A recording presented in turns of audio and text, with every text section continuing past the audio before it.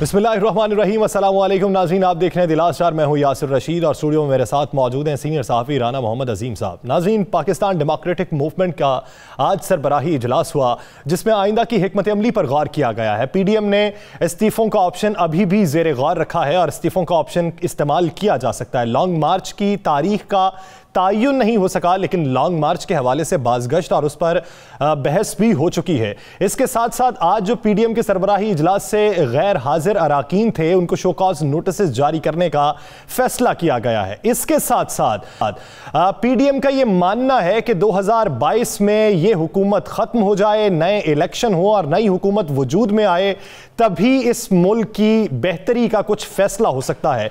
तो इस पूरे सियासी मंजरनामे पे और आगे चल के मुआशी मंजरनामे पे भी बात करेंगे। इसी बात पे हमें ज्वाइन कर चुके पाकिस्तान पीपल्स पार्टी के सीनियर रहनुमा एतजाज एहसन साहब। एतजाज साहब, बहुत शुक्रिया आपके वक्त का।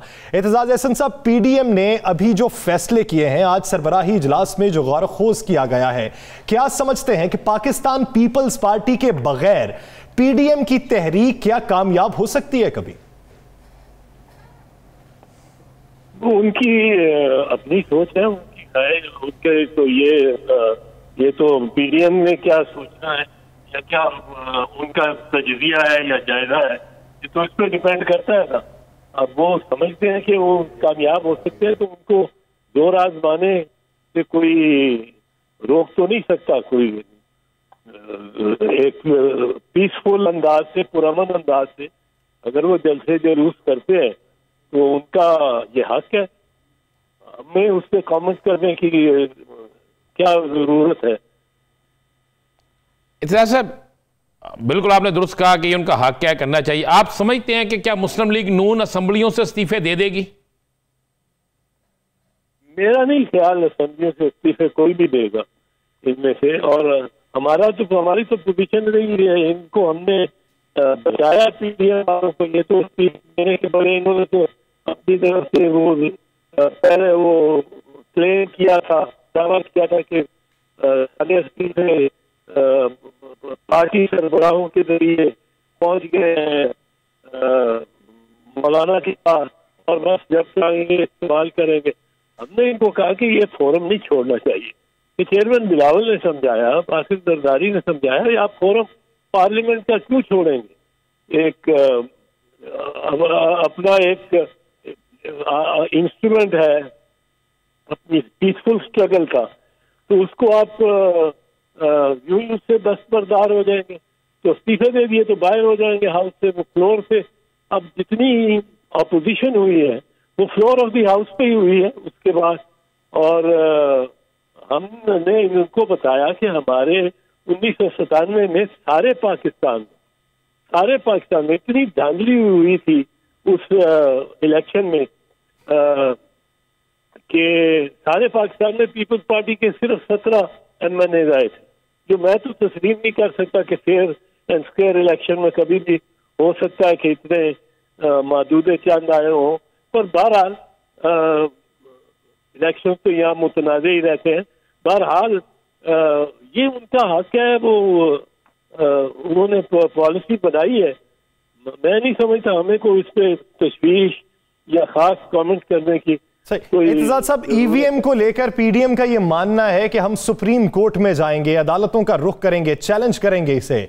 आप क्या समझते हैं कि कानून की नजर में EVM जिसका कानून पास हो चुका है, बिल पेश किया गया, पास हो गया, अब उसमें सुकम किस तरह सामने लाया जाएगा कि कुछ रिलीफ PDM को मिल सके? नहीं, PDM के वुकला जरूर बहस करेंगे और लेके जाएंगे इस मामले को।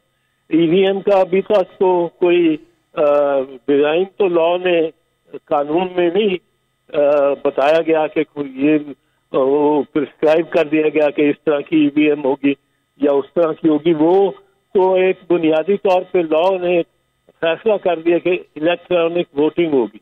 अब इलेक्ट्रॉनिक वोटिंग से वो किस तरह करते हैं, क्या उसकी मशीन की आखिरी शक्ल निकलती है, वो इलेक्शन कमीशन का फर्ज है करे इलेक्शन कमीशन। लेकिन कानून जो पार्लियामेंट ने बनाया उसकी पाबंद है कि EVM हो।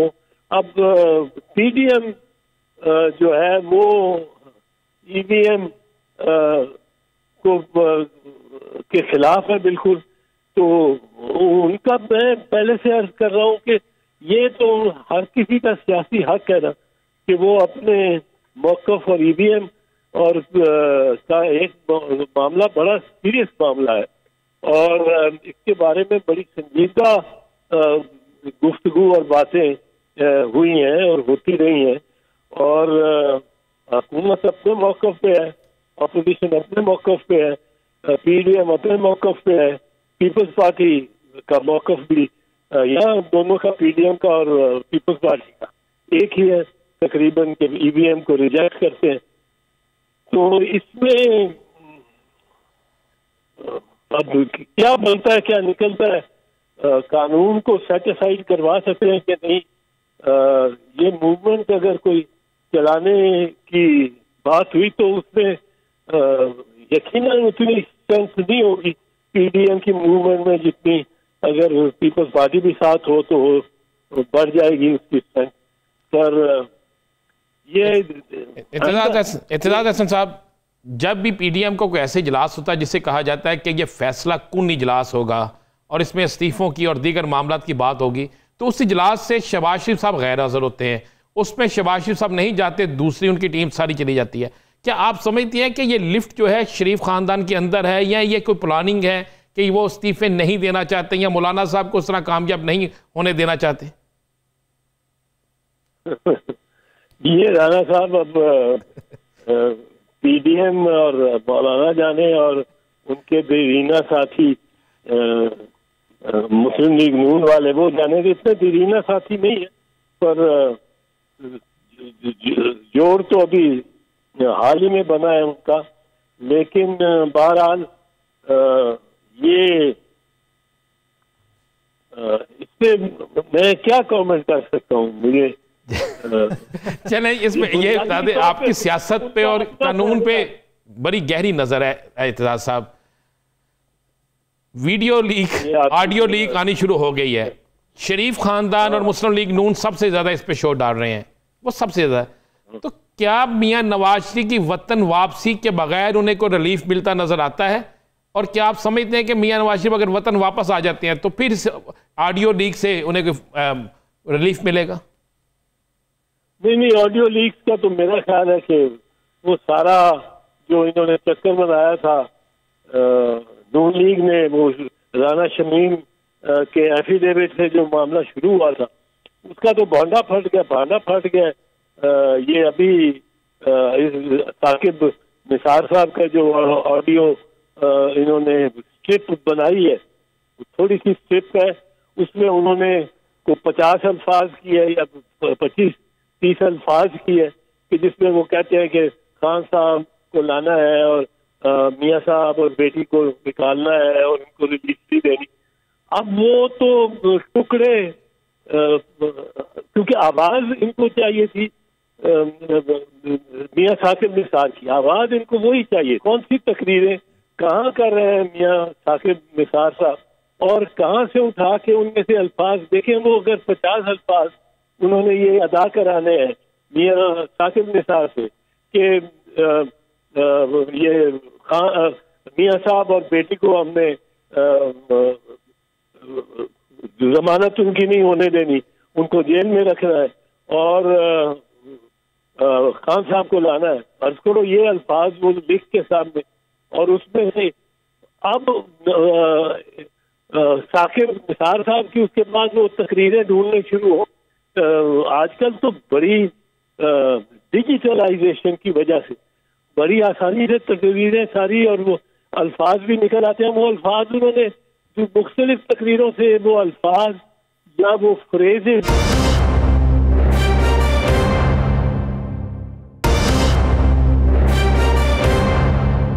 इत्तेजाज साहब, आप ये मानते हैं कि हुकूमती मौक़िफ़ जो है कि इसकी इंक्वायरी नहीं होनी चाहिए, फॉरेंसिक नहीं होना चाहिए, पाकिस्तान मुस्लिम लीग नून अपने केसेस में इल्तवा के लिए इसे बुनियाद बनाना चाह रही? नहीं, वो फोरेंसिक तो होता रहे। ये जो इस वक्त तो इस मामले को मुस्लिम लीग नून को अदालत में, एक और अदालत में लेके जाना चाहिए, जहाँ इस्तगासा करना चाहिए, जहाँ पहले इनका फैसला तो होना कि ये जेन्युइन है कि नहीं है। देखिए, मुस्लिम लीग की अपनी नून की हिस्ट्री देखे, कुलिबरी फॉन्ट वाला उनका पकड़ा गया कि वो फैब्रिकेशन है, जालसाजी है। वो जो कतरी शहजादे का खत था, इन्होंने उस पर इन्हिसार किया, सारा अपना केस उस पर डाल दिया, और वो कतरी शहजादा कभी पेश ही नहीं हुआ, कभी आया ही नहीं, कभी एक वो कागज का टुकड़ा ही रहा। फिर ये राना शमीम का एफिडेविट, राना शमीम का एफिडेविट क्या है कि लंदन में करा लिया उसी नोटरी पब्लिक से, जो नोटरी पब्लिक मियाँ साहब की खानदान की खिदमत करता है। अब वो ये वहाँ लंदन में जाके क्या कराने की जरूरत थी? क्या नोटरी पब्लिक लानी हो सकता? नोटरी पब्लिक कोई भी नोटरी पब्लिक कर सकता है, और नोटरी पब्लिक अगर मोहर लगा दे तो क्या उस डॉक्यूमेंट की कोई बड़ी तस्दीक हो जाती है? मैं अब एक बयान लिखता हूँ एक सफ़े पे अपने हाथ से, नोटरी पब्लिक को जाके कहता हूँ मैं इत्तेदाद ऐसा हूँ, ये मेरा मुझे आपने पहचाना है, नहीं तो ये मेरा देखें शनाख्ती कार्ड देखें, ये मैं आपके सामने दस्तखत कर रहा हूँ, आप भी दस्तखत कर दे के मेरे ही दस्तखत है। वो उसकी क्या अहमियत है? वो मैं चाहे सारी अनारकली में उसकी कापियां बांटता फिरूं, सारे नीला गुमंद में कापियां बांधता फिरूं, क्या क्या वक़्त है? कोई वक़्त नहीं है। जब तक एक हल्की बयान के लिए, उसको साबित करने के लिए, उसका पहरा देने के लिए बंदा खुद किसी मौजूद कार्रवाई में किसी अदालत के रूबरू पेश होकर वो एफिडेविट नहीं पेश करता। अगर वो करेगा राना शमीम, तो राना शमीम वो उस वक्त उस एफिडेविट को संजीदगी से लिया जा सकता है। तो मेरा नहीं ख्याल अब राना शमीम भी करेगा, क्योंकि मैं जो देखता हूँ। इत्तेदाद साहब, आपने बड़ी अच्छी बात, एक चीज समझना चाहती हैं, आवाम जानना चाहती है। एक मोअज़्ज़ज़ जज हैं, बड़ी अहम सीट पे बैठे हैं, चीफ जस्टिस हैं, 3 साल या 4 साल तक वो एक, मान ले वो सच है, मैं 1% कहता हूं, मान ले वो सच है, और एक ऐसा राज या एक ऐसी बात जो आइन और कानून के खिलाफ है वो अपने अंदर रखते हैं, और उसके बाद उस वक्त बयान करते हैं जब वक्त बहुत गुजर चुका होता है। तो क्या उन पर भी ये कोई जुर्म साबित नहीं, उन पर भी कोई कानून लागू नहीं होता? नहीं, अगर वो ऑडियो दुरुस्त है और वाकई उनका जुर्म पे होता है कि वो इतना वो इंतजार, पता नहीं किसका वैसे हो, जिसमें आप पूछ रहे हैं कि साकिब निसार क्यों नहीं पहले इसको ले गया अदालत में? साकिब निसार ने क्यों लेके जाना था? नहीं, राना शमीम कह रहे, राना शमीम जो है, राना शमीम साहब, उन्होंने इतनी डिले करके उनका जो एफिडेविट है, कितने साल पहले ये बात हुई, क्या एक जुम्मेदार शख्स जो है उस पर वाजिब नहीं था? अगर उस वक्त हुई तो उस वक्त बोलता। राना शमीम के एफिडेविट की तो कोई हैसियत ही नहीं, वो सिर्फ ये है कि कंफ्यूजन क्रिएट कर रही, और कंफ्यूजन क्रिएट करने से उसको डिले कराना चाहते हैं। अपने अदालती कार्रवाई जो चल रही है, अपील की सुनवाई जो हो रही है, उसको डिले करना चाह रहे हैं। उसी के लिए उन्होंने ये फैब्रिकेट किया है। ये जो ऑडियो की स्ट्रिप है जो अब ताज़ा तरीन आई है, जिसकी एनालिसिस करके एक चैनल ने वो साफ साबित कर दिया कि वो कौन सी तकरीर से कौन से अल्फाज चुन के वो जुमला मुकम्मल कर दिया गया है, जिसमें वालिद साहब और बेटी। ठीक है एतजाज साहब, मैं ये जानना चाहता हूं, आप क्या शाहिद खाकान अब्बासी साहब के मौक़िफ़ की तायीद करते हैं? वो ये कहते हैं कि आप इसकी तहकीकात करा लें, हलफनामे की भी, ऑडियो की भी, और अगर कोई कसूरवार साबित होता है, वो चाहे राना शमीम साहब हों या साबिक चीफ जस्टिस पाकिस्तान हो या फिर पाकिस्तान मुस्लिम लीग नून का कोई ओहदेदार हो, जो कसूरवार साबित हो आप उसको सजा दे दें। नहीं, वो तो अब फिसल गए, उसमें से निकल गए। उनका जो मैंने बयान सुना है टीवी पे, उन्होंने कहा है कि अगर एफिडेविट झूठा निकला तो राना शमीम को सजा होगी, और अगर वो ऑडियो झूठी निकली तो वो अहमद नूरानी को सजा होगी। वो तो मतलब है वो अहमद नूरानी को आगे करके और राना शमीम को आगे करके वो बिल्कुल ही पीछे से मतलब है तुर्की लगा गया लगते हैं। वो तो बड़ी अजब बात है, बड़ी हैरत अंगेज बात कि आपके डॉक्यूमेंट्स और आपकी सारी फायदे के लिए वो इस्तेमाल हो रहे हैं, वो बनाए गए हैं या नहीं बनाए गए पर इस्तेमाल हो रहे हैं, तो आप ये उनसे जो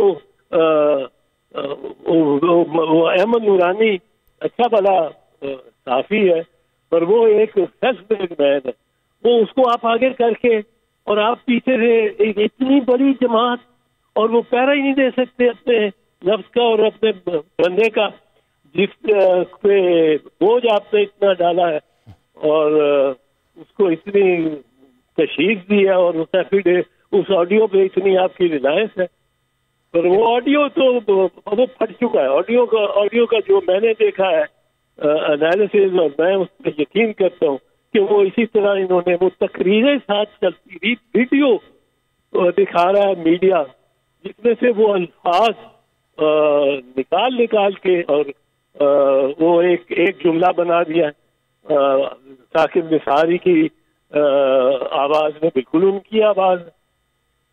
पर ये सर साहब, आपको 2022 में इलेक्शन नजर आते हैं? 2022 में इलेक्शन हो सकते हैं, इसमें कोई अचंभे की बात नहीं है, हो सकते हैं। अगर इलेक्शन हो जाते हैं तो क्या मुस्लिम लीग नून जो बड़ी मुतमिन नजर आ रही है, आपको नजर आता है कि आने वाला वक्त मुस्लिम लीग नून का होगा? मुस्लिम लीग नून तो मेरा ख्याल है काफी पीछे चली गई है और चली जाएगी, और मियां साहब बाहर बैठा रहेगा, और मरियम बीबी को अगर जब तक इशारा ना हुआ कि उन्होंने भी बातचीत नहीं करनी, जब उनको थोड़ी सी आज़ादी मिलती है वो बात करती हैं, तो वरना वालिद साहब भी खामोश हो जाते हैं। एक्सटेंशन पे भी तो इन्होंने जो मियाद थी, जिसको सबसे बुरा कहते हैं, और वो उसकी एक्सटेंशन के लिए किस तरह आके मैंने इसको सारों को तलब करके मियां साहब ने लंदन से कहा कि इनका नाश्ता भी तैयार करवाओ, नाश्ता कराओ इनको, कोई बंदा रह ना जाए वोट करने के लिए। तो ये मतलब है वो भी हमारे सामने अभी हुआ है, और हम खेल चाक की बत्ती के पीछे लग जाते। एतजाज साहब, एक आखिरी सवाल, आपने कानून की खिदमत में बरस हा बरस गुजार दिए, तहरीकों में हिस्सा लिया,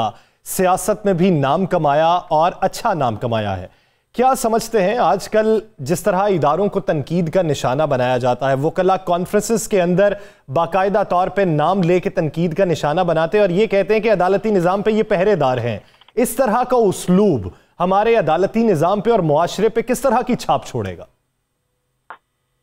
नहीं, बेहतरी करेगा, ये तो बेहतरी करेगा, ये तनकीद तो होनी चाहिए, कोई अदारा छुई मुई नहीं होना चाहिए, बहस मुबाहिसा होना चाहिए और कुली तौर पे एहतसाब होना चाहिए। इसी से फ़ज़ा अच्छी हो सकती है और खुशगवार हो सकती है और जहन का गर्दो गुबार भी दूर हो सकता है। बहुत शुक्रिया एतजाज एहसन साहब इस हवाले से अपना वक्त देने के लिए। नाज़रीन, दीगर सियासी मंजरनामे पर बात करेंगे एक शॉर्ट ब्रेक के बाद, कहीं नहीं जाइएगा, स्टे विद अस।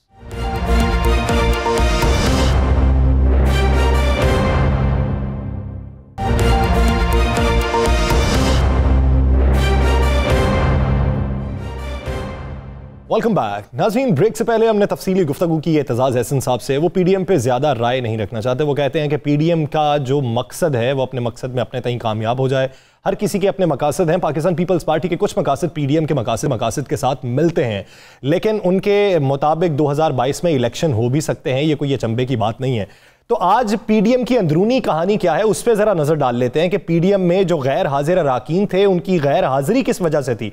राना साहब की तरफ बढ़ते हैं। राना साहब, पीडीएम के आस में आज जो मुतवक्के बात थी वो लॉन्ग मार्च की तारीख का तयन था, क्यों नहीं हो सका? बिस्मिल्लाहिर्रहमानिर्रहीम, अस्सलातु वस्सलामु अलैका या सय्यदी या रसूलल्लाह, अस्सलातु वस्सलामु अलैका या सय्यदी या हबीबल्लाह। देखें यासर, एतजाज एहसन साहब को आपने सुना, उन्होंने बड़ी मुख्तसर सी बात पीडीएम के हवाले से की। मैं आज आपको पीडीएम के अंदर की बात करता हूँ। मैंने कल भी कहा था कि बहुत सी चीज़ें ऐसी हैं मौलाना साहब जो चाहते हैं वो मुस्लिम लीग नून नहीं चाहती, मौलाना साहब जो चाहते हैं वो और भी सियासी जमातें नहीं चाहती। मुस्लिम लीग नून जो चाहती है, मुस्लिम लीग नून शहबाज शरीफ जो चाहते हैं वो पीपल्स पार्टी चाहती है, और पीपल्स पार्टी जो चाहती है वो शहबाज शरीफ चाहते हैं। मौलाना साहब के साथ विचारों के साथ वो खेल रहे हैं। अब मौलाना फजल रहमान के साथ एक ऐसा हाथ करने की कोशिश की जा रही है कि जिसका नतीजा आज आपके सामने है। मुझे एक बात बताएं, कल हमारे प्रोग्राम में उन्होंने कहा जी हम बड़े अहम फैसले करने जा रही है, यही कहा जी तर्जमान जो थे हाफिज अब्दुल्ला साहब ने। आज मुझे बताएं, आज इनका एक अहम तरीन इजलास था, क्या इस अहम तरीन इजलास में शहबाज शरीफ साहब को होना चाहिए था या नहीं होना चाहिए था? क्यों नहीं हुए? बड़ी जमात है, दो बड़ी जमात, इस वक्त दो बड़ी जमातें हैं, उनमें से एक बड़ी जमात शहबाज शरीफ साहब को नहीं होना चाहिए था? जब आपने फैसला करना है, फैसला कुन इजलास है, हर चीज़ है, महमूद हाँ चकजई पहुंच के, आफ्ताब शेरपाव वहां पहुंच गए, मौलाना साहब वहां पहुंच गए, तो शहबाज शरीफ क्यों नहीं? कि कौन सी ऐसी जरूरत? अगर शहबाज शरीफ साहब पार्लियामेंट के इजलास में जा सकते हैं, अगर शहबाज शरीफ साहब किसी और जगह जा सकते हैं, तो मौलाना साहब के इजलास में क्यों नहीं जा सकते? उसकी वजह बड़ी सिंपल सी है कि मौलाना साहब जो चाहते थे, मौलाना साहब इंतहाई तेज और फाइनल राउंड खेलना चाहते थे। मुस्लिम लीग नून पीपल्स पार्टी किसी सूरत में यह राउंड नहीं खेलना चाहती, पीपल्स पार्टी बाहर हो चुकी है, नून लीग अंदर रह के मौलाना साहब को वो टफ टाइम दे रही है कि मौलाना साहब कुछ करना चाहते हैं, इरादा रखते हैं, लेकिन नहीं कर सकते।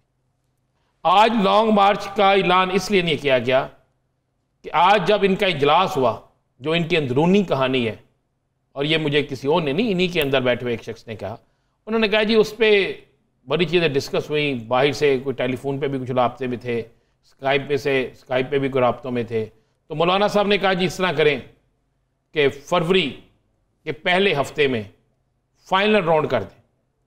तो वहाँ पर एक और शख्स बैठा हुआ, उसने कहा जी हम हर दफ़ा 3 माह का या 4 माह का ब्रेक डाल के अगला प्रोग्राम रखते हैं, जिससे पहले का असर ख़त्म हो जाता है। अगर हमने लॉन्ग मार्च करना तो 1 माह का अर्सा काफ़ी है। कहा गया जनाब दिसंबर में सर्दी है।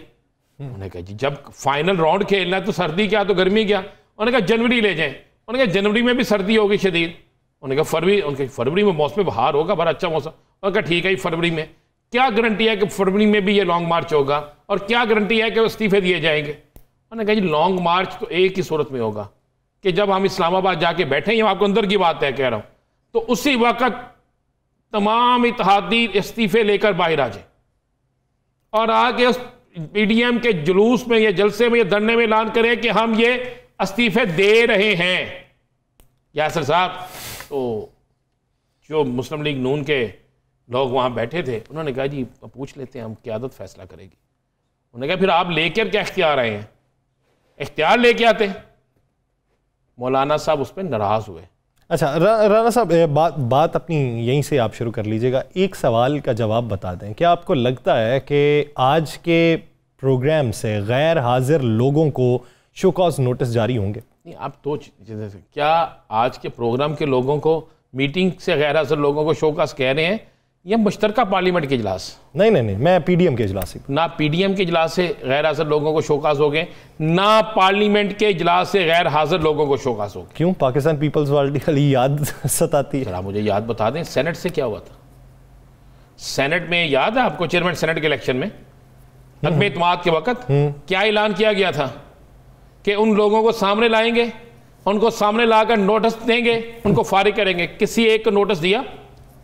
किसी एक को फारिग किया? क्या यही बजट सेशन में कहा गया हुआ? बजट सेशन के बाद कहा गया हुआ? अब इन्होंने कहा नोटिस ना तो पीडीएम के अंदर गैर हाजिर किसी शख्स को नोटिस दिया जाएगा, ना ही नोटिस जो है पार्लियामेंट के इजलास में गैर हाजिर शख्स को दिया जाएंगे। ये मैं आपको लिख के दे रहा हूं, इसी में तो बटा है। मौलाना साहब बहरा के कह गए, जब मौलाना साहब से हतमी पूछा गया जी लॉन्ग मार्च क्यों नहीं इसका जवाब दिया? इसलिए नहीं किया, नहीं तो मौलाना साहब तो ऐलान करते जनाब आज हम मार्च में लॉन्ग मार्च करेंगे, कह सकते थे ना हम अप्रैल में लॉन्ग मार्च करेंगे। भाई लॉन्ग मार्च अभी नहीं हो रहा। लॉन्ग मार्च के लिए शर्त यह रख दी गई है, जो बड़ी खबर मैं आपको दे देता हूं, कि लॉन्ग मार्च उसी सूरत में होगा अगर अपोजिशन के पास 20 इस्तीफे हैं, 40 इस्तीफे हैं, 80 इस्तीफे हैं, 100 इस्तीफे हैं। जितना नून लीग के पास इस्तीफे हैं, जितने मौलाना साहब के पास हैं, जितने आफ्ताब शेरपाव के पास हैं, जितने महमूद चकजई के पास हैं, जितने इनके लोग हैं, वो इस्तीफे दे दें तो लॉन्ग मार्च कर लेते हैं। लॉन्ग मार्च का फ्री फायदा होगा। अब ये ना नौमन तेल होगा ना राधा नाचेगी, ये नहीं होगा। मैं लिख ले कि नहीं इस्तीफे होंगे। मौलाना साहब को ये कहा गया कि मौलाना साहब इस वक्त हुकूमत चले जाती है तो इलेक्शन जितना मर्जी आप कोशिश कर लें, फिर हम दोबारा नहीं आते तो क्या करेंगे? कि 2022 वाला क्या नहीं होगा? चले मैं आपको ये बता दूं, 2022 का इनको ना, मैं फिर कह रहा हूँ, इनको कुछ यकीन ये है, इनको मुझे नहीं पता कि किस तरफ से ये यकीन दहानी है। ये समझते हैं कि शायद 1 से 1.5 माह बाद कोई पॉलिसी तब्दील होना शुरू हो जाए।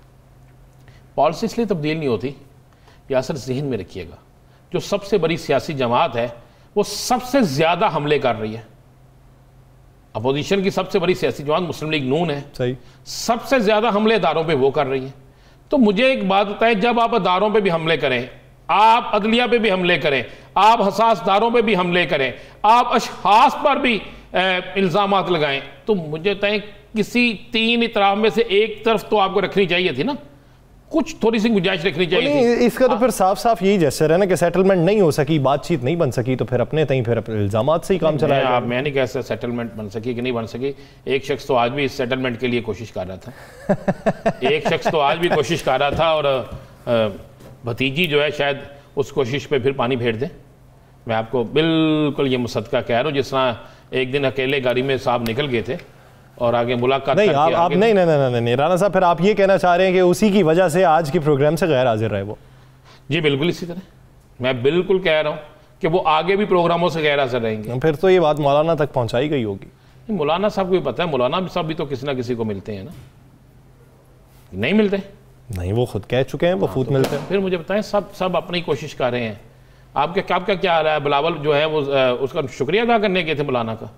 अंदर की बात तो ये है, बिलावल भी उन्हें कहने गए थे कि मौलाना साहब इस तरह नहीं चलता, हालात को दुरुस्ती की तरफ लेकर चलें।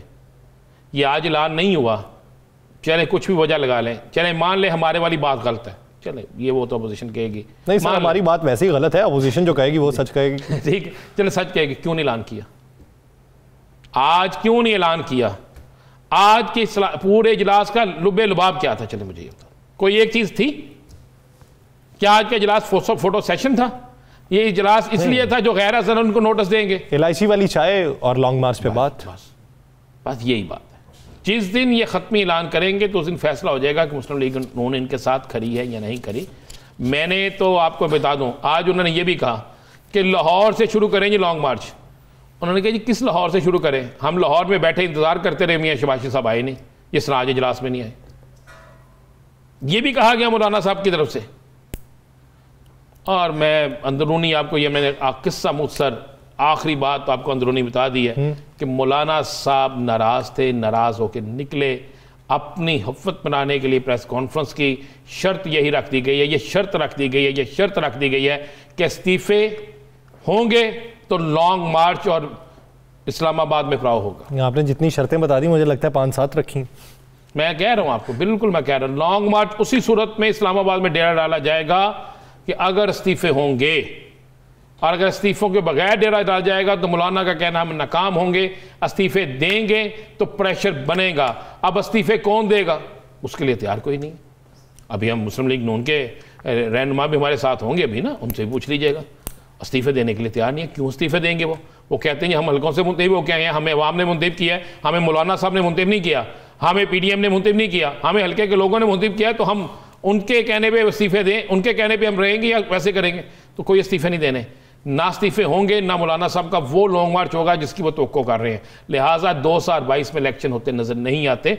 आप मुझे बताएं, नवंबर हो गया मेरे भाई, सही नवंबर हो गया, बल्दियाती इलेक्शन होंगे। मैं आपको ये बता दूं, बल्दियाती इंतखाबात होंगे। चलें और मैं एक और आपको जाते जाते एक चीज बता दूं आपको, मौलाना साहब इस दफा, मौलाना साहब की सियासत में इस दफा सबसे कारी जो ज़रब है ना, वो तहरीक लब्बैक पाकिस्तान लगा रही है।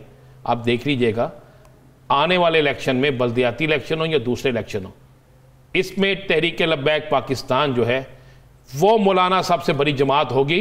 तो फिर ये हिस्ट्री तब्दील होना शुरू हो जाएगी कि जनाब मजहबी सियासी बड़ी जमात कौन सी है। तो इसलिए मौलाना साहब को बड़ी फिक्र है। वो तो अभी हालिया इलेक्शन में आप देख लें, आपको उसी नहीं, आगे तो चूंकि फुल फ्लेज होना है ना सारा।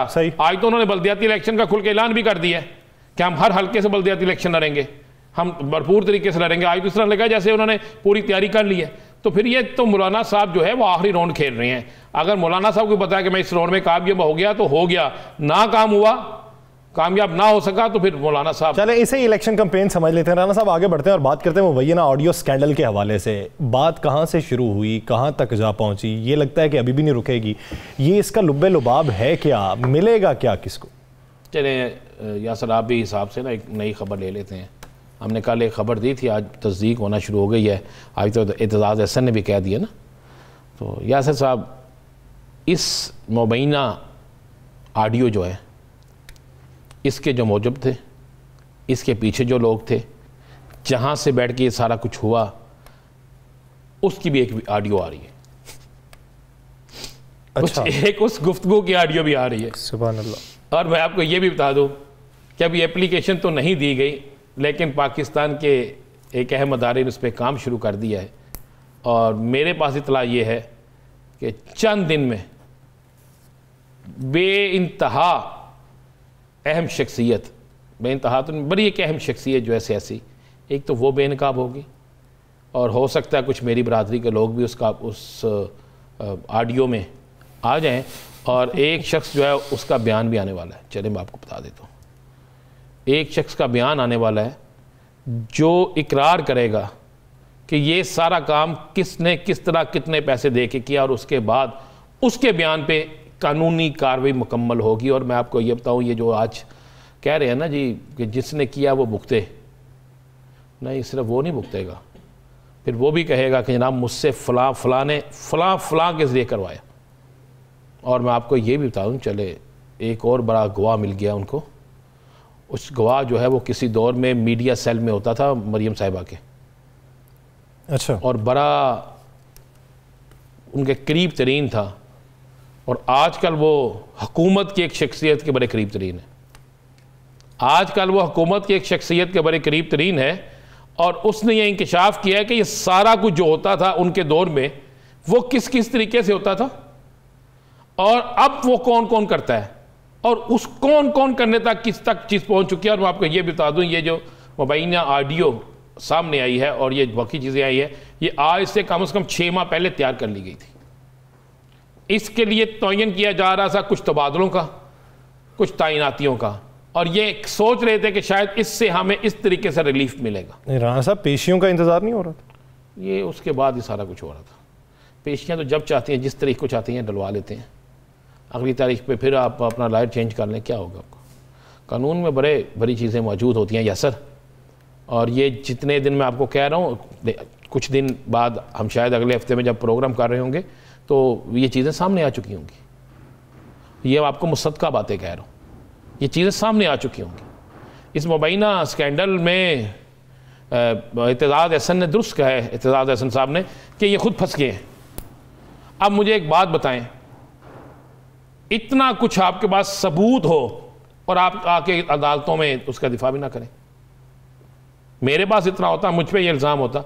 अब मामला क्या है? मामला तो ये ना आप अपनी रसीदें दिखा दें, मामला तो ये है कि ये सारा झूठ है, मान लें जिनको आपको गलत सजा हुई, आए आके साबित करें। साबित क्यों नहीं कर रहे? इसलिए कि आप पकड़े गए। मैं फिर आपको ये मुसद्दक़ा बात कह रहा हूँ कि आपको एक ऑडियो ऐसे में आएगी जिसमें ये कुछ लोगों की गुफ्तगू होगी, फिर एक शख्स का बयान भी आने वाला है, और जिसका ये बयान आने वाला है वो उसके बयान के बाद बड़ी हलचल मचेगी, तो फिर अपोजिशन जमातें कहाँ खड़ी होंगी, ये देखने वाली। चलें, इसको ही लिंक करके आगे बढ़ते हैं। आपने कल इशारा दिया था कि कुछ एनजीओज इसमें मुलव्वस हैं, और कुछ एनजीओज की फंड रेजिंग की वजह से बहुत सारी कॉन्फ्रेंसेस जो हैं वो शय पकड़ती हैं और इदारों को तनकीद का निशाना बनाया जाता है। पाकिस्तानी हुकूमत उन एनजीओज के खिलाफ या उन अनासर के खिलाफ क्या कार्रवाई करने का इरादा रखती? इरादा नहीं रखती, कार्रवाई शुरू हो गई है। अच्छा, 13 एनजीओज हैं जिन पे कार्रवाई शुरू हो गई है। अब हुआ क्या है, एनजीओज ने पैसे, अब पूरी प्लानिंग से हो रहा है। वो कहते हैं जी आपको हम फलां चीज़ की मद में पेमेंट देंगे कि आपने फलां इवेंट करवाना है जो कानून आइन से मुतसादम ना हो। हमने आपको पैसे दे दिए, हमारी जिम्मेदारी ख़त्म। अब आपने उसके अंदर जो मर्जी करना है, सब कुछ उनकी मशावरत से हो रहा था। आप मुझे एक बात तो बताएं, ये जो इवेंट 3 हुए हैं, इस्लामाबाद, लाहौर और एक और 2 इस्लामाबाद में, एक लाहौर में, इस पे इंटरनेशनल मीडिया इतना ज़्यादा एक्टिव क्यों था? इस पे गैर मुल्की मीडिया पाकिस्तानी मीडिया से ज़्यादा एक्टिव क्यों था? ये तो मुझे बता दें। तो रियासत मुखालिफ बात होगी तो गैर मुल्की रियासत मुखालिफ बात जो है उस पर कौन किसको फंडिंग कर रहा था? बिल्कुल वकला इसमें शामिल नहीं है। मैं बिल्कुल वकला की अक्सरियत इसमें शामिल नहीं है, लेकिन जो इसमें शामिल थे उनको तो पकड़ना चाहिए। एनजीओस जो है, उन एनजीओस पे काम मुकम्मल हो गया और ये बड़ी तेज़ी से काम मुकम्मल हुआ है। किसके अकाउंट में कितने पैसे गए, किसने किस चीज़ की मद में पैसे दिए, उस दिन जो फवाद चौधरी साहब ने एक इशारा दिया था, बल्कि ट्वीट भी किया था, और आज शहबाज गिल साहब ने भी इसको कहा है तो वो लोग आ गए हैं शिकंजे में। अब जो शिकंजे में आ गए हैं उनके बाद आपको नज़र आएगा कि ये भी बड़े अहम इंकशाफात सामने आएंगे कि ये पैसे जो मिले थे इस पे किस किस ने क्या क्या किरदार अदा किया, किन की वेबसाइट्स भी इस काम के लिए बनाई जा रही है, पाकिस्तान के अंदर अफरा तफरी पैदा करने के लिए कौन सी NGO ने कितने पैसे दिए, किसको दिए और कौन किस तरीके से इस्तेमाल हो रहा है। इसमें सरकारी अफसरान भी मौजूद हैं। मैं आपको ये भी बता दूं, कुछ सरकारी अफसरान जो हैं वो भी उनके गर्दन में भी फंदा फिट होने वाला है। यानी सरकारी अफसरान भी रडार के ऊपर हैं। उन NGOs के खिलाफ कार्रवाई होगी, शुरू हो गई, होगी नहीं, शुरू हो गई, शुरू हो चुकी है, जो मुल्क दुश्मन अज़ाइम को परवान चढ़ाना चाहते हैं और बैरूनी इमदाद उन्हें हासिल है। और इसी बुनियाद पर आइंदा कार्रवाई का फैसला हुकूमत ने किया और उसका आगाज़ हो चुका है। नाज़रीन, दीगर सियासी मंजरनामे पर बात करेंगे एक शॉर्ट ब्रेक के बाद। कहीं नहीं जाइएगा, स्टे विद अस।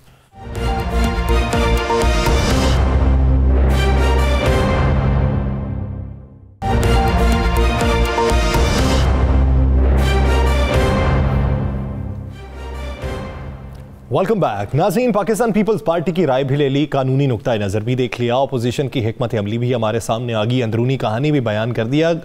अपोजिशन का असल नुक्ता जानते हैं कि अपोजिशन किस नुक्ते पर मुत्तफिक हो चुकी है और आइंदा हुकूमत मुखालिफ तहरीक कब शुरू होगी, कितना अरसा लगेगा और उसके लिए एतमाद में किसको लेना ज़रूरी है। पाकिस्तान मुस्लिम लीग नून के सीनियर रहनुमा कैसर अहमद शेख साहब ने हमें ज्वाइन किया। शेख साहब, बहुत शुक्रिया आपके वक्त का।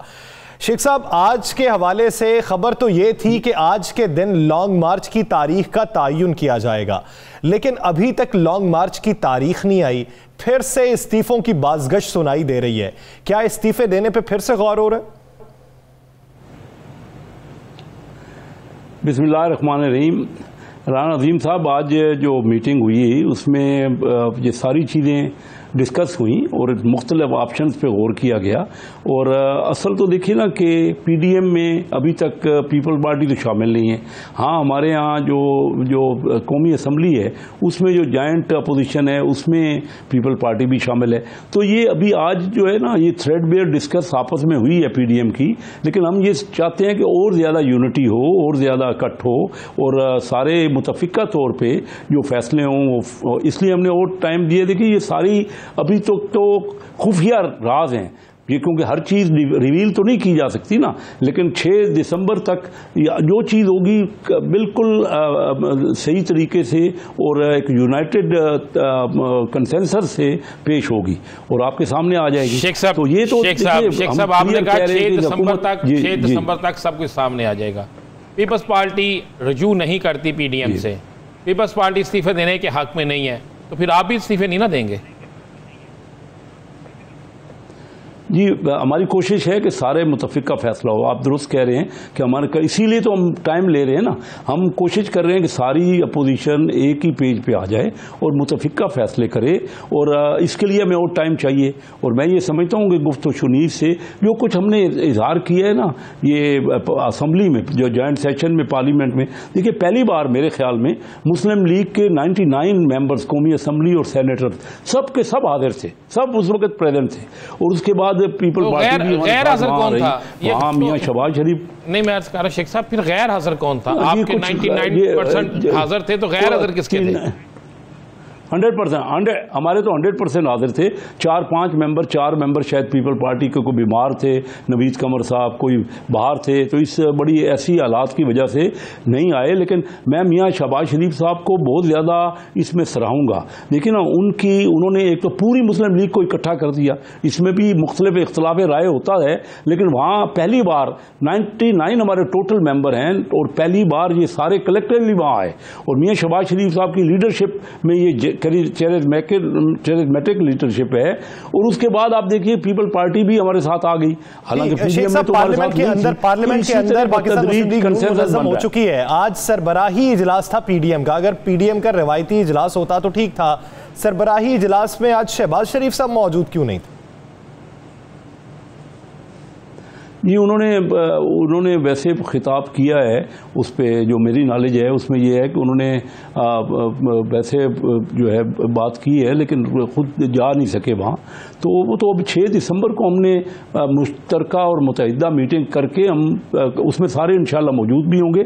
और क्योंकि अंदाज़ा था ना कि आज हमने कुछ इब्तदाई लाहा अमल बनाना है, तो इसलिए शायद मियाँ शहबाज शरीफ साहब जा नहीं सके, लेकिन वो लाजमी तौर पर इंशाल्लाह सारे लीडर्स जो है 6 तारीख को हम समझ लें कि आप कौम को निजात दिलाने के लिए इस्तीफा देने का, इस्तीफों का जो ऑप्शन है, अगर पीपल्स पार्टी नहीं भी देती तो मुस्लिम लीग नून अपना फ़र्ज समझते हुए इस्तीफे दे देगी। नहीं जी, मैं ये समझता हूँ कि अभी तक की कंसेंसस जो भी होगा, अभी मैं इससे टू अर्ली है कोई हतमी बात करना। सबका डिस्कशन हो रही है, इख्तलाफ राय होता है। मेरी अपनी राय पहले से भी यही रही है, आपको तो मैंने बड़े खुल के कहा था। मेरी राय है कि इस्तीफों से पहले हम सब मेंबरान को अपने अपने हलकों में जाके अपने लोगों से पूछना चाहिए। देखिए, मैं बड़ी मुश्किल से चंद वोटों से जीता हूं और मेरे 6 ज़िलों में एक सीट मुस्लिम लीग नवाज की हुई है, मियांवाली, बक्खर, खुशाब, झंग, चनियोट, हाफिजाबाद। बड़ी मुश्किल से हमने एक सीट ली है। इतना आसान नहीं है कि अगर हमने हतमी इस्तीफे देने हैं और उसके बाद इलेक्शन हम समझते हैं कि फौरी तौर पर हो जाएंगे, क्योंकि ये सारी चीजें। शेख साहब, आप अभी कहते हैं कि बाहमी मुशावरत अभी होगी, लेकिन एक सच्ची बात बताऊं, अवाम अब पता क्या समझते हैं? अवाम हुकूमत को नहीं अब ज्यादा कोसते। अवाम अब इस नहज तक पहुंच चुके हैं कि ऑपोजिशन को कोसने लगे हैं कि ऑपोजिशन के पास भी हमारे लिए कोई हल नहीं है। मैं आपसे एग्री करता हूं कि अवाम हमें भी अब जब जाते हैं अपने हलकों में, तो हमें भी वो कहते हैं कि आप क्यों कोई एक्शन नहीं लेते। इतना लोग परेशान हैं, जो कुछ महंगाई ने उनका हाल कर दी है कि वो अपने बच्चों की फीस दें, वो बिजली के बिल दें, वो खाने पीने की चीज़ें लें, तो हमें तो वो बड़ा प्रेशर देते हैं कि आपसे भी कुछ नहीं होता। इसमें मैं आपसे मुतफिक हूँ इस बात पर कि वो अपोजिशन की तरफ देख रहे हैं और अपोजिशन ने भी अभी तक कुछ नहीं किया, लेकिन हमें इकट्ठा होना पड़ेगा, अवाम को भी निकलना पड़ेगा। जब तक ये सारे मामला नहीं होंगे इसका कोई फायदा नहीं। और हुकूमत को चाहिए था, देखिए ना, जो कि कुछ ना कुछ कोशिश करते ना।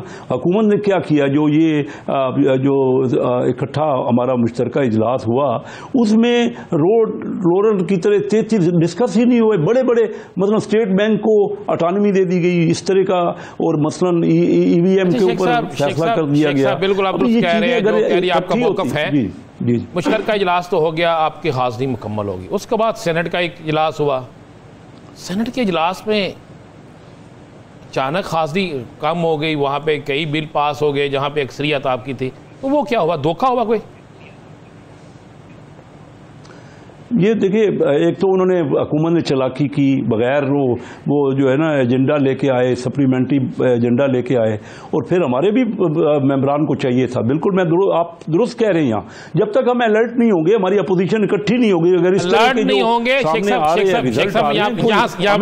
माजरत से एक बात कहना चाहता हूँ, अलर्ट या हम कुछ मामला तय करके जो होता है, आप इसे क्या कहते हैं? नाहली कहते हैं कि अलर्ट नहीं थे या कुछ मामला तय थे।